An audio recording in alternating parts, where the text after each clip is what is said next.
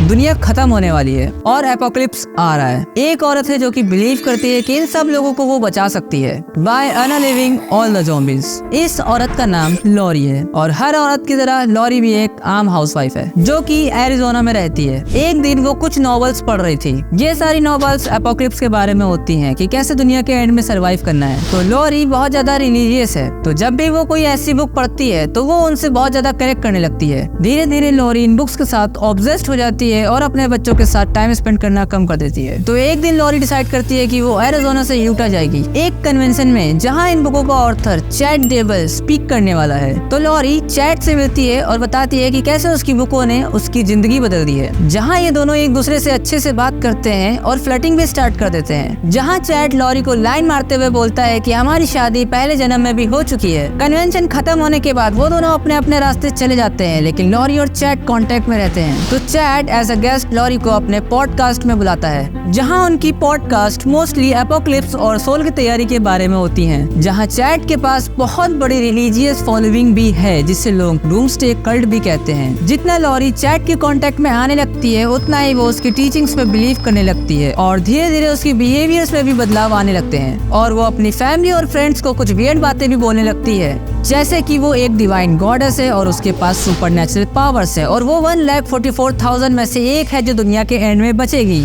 लेकिन सबसे इम्पोर्टेंट बात, लॉरी ज़ॉम्बीज के बारे में बातें करने लगती है। ज़ॉम्बी का मतलब चैट और लॉरी के लिए ये होता है कि एक नॉर्मल आदमी की सोल में एक डीमन ने पोजेस कर लिया है और लॉरी का ये कहना है कि ज़ॉम्बीज हर जगह हैं, बस वो हमें दिखाई नहीं देते हैं। और लॉरी का एक हस्बैंड भी होता है और हस्बैंड को लॉरी के बिहेवियर्स में चेंजेस दिखने लगते हैं और लॉरी अपने हस्बैंड को ये कहती है कि अब वो उससे प्यार नहीं करती है। हस्बैंड का ट्रक चुरा लेती है और जॉइंट बैंक अकाउंट से $35,000 निकाल के भाग जाती है और 2 महीने बाद वो वापस आती है, लेकिन तब तक ईदोआ में वो चैट के पास जा चुकी होती है। वापस आने के बाद लॉरी और उसके हस्बैंड के बीच में आर्गुमेंट शुरू हो जाते हैं और लॉरी अपने हस्बैंड को कहने लगती है कि वो एक ज़ॉम्बी है और उसको एक इविल डीमन नेड स्नाइडर ने पोजेस कर लिया है। लॉरी के हस्बैंड को लगता है कि ये सब क्या हो रहा है, तभी वो डिवोर्स फाइल कर देता है। तो लॉरी अपने 2 बच्चों के साथ अपने भाई एलेक्स के साथ रहने चली जाती है। एलेक्स भी कुछ कम नहीं होता है, वो भी एक रिलीजियस फैनेटिक होता है। तो लॉरी अपने भाई एलेक्स को बताती है कि उसका हस्बैंड एक ज़ॉम्बी है और एलेक्स फिर ये कहता है कि डोंट वरी, मैं सब हैंडल कर लूंगा। तो लॉरी का हस्बैंड 5 महीने बाद घर आता है अपने बच्चों को पिक करने के लिए। तो तभी वहाँ लड़ाई हो जाती है और एलेक्स को गुस्सा आ जाता है। वो अपनी गन लेकर आता है और लॉरी के हस्बैंड को 2 गोली मार देता है। और ये सब होने के बाद जब पुलिस घर आती है तो एलेक्स ये बोलता है कि ये सब एक सेल्फ डिफेंस था, जिसकी वजह से उस पर कोई चार्जेस नहीं लगते हैं। और इसके बाद लॉरी और एलेक्स बच्चों को लेके ईदोआ शिफ्ट हो जाते हैं। कुछ दिनों बाद लॉरी और एलेक्स दोनों बच्चों को लेके येलोस्टोन नेशनल पार्क जाते हैं और ये वो दिन होता है जब लॉरी की बेटी को आखिरी बार जिंदा देखा जाता है। और फिर लॉरी का बेटा जेजे भी गायब हो जाता है। किसी को भी नहीं पता होता है कि उन बच्चों के साथ क्या हुआ।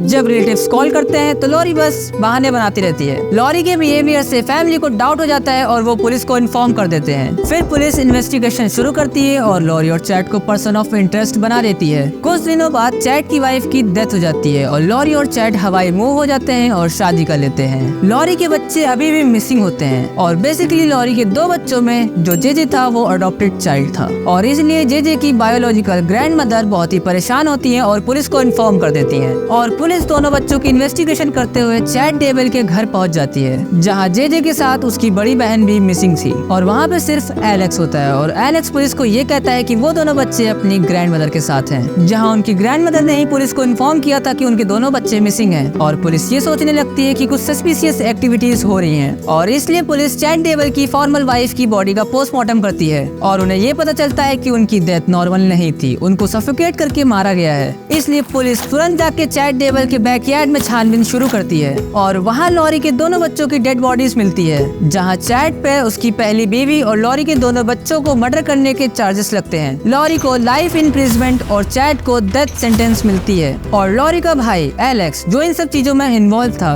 उसे ब्लड क्लॉथ से मार दिया जाता है और इसलिए उसके ऊपर कोई चार्जेस भी नहीं लगते हैं। और हाँ, इतनी चीजें होने के बावजूद कभी एपोकलिप्स आ ही नहीं कि एपोकलिप्स तो कभी आई नहीं। लेकिन क्या आपने ब्राजील के मशहूर स्पिरिचुअल फेथ हीलर के बारे में सुना है जिसने 600 से भी ज्यादा लड़कियों का रेप किया है? अगर नहीं सुना है तो यहाँ पे टैप करिए और जाके देखिए।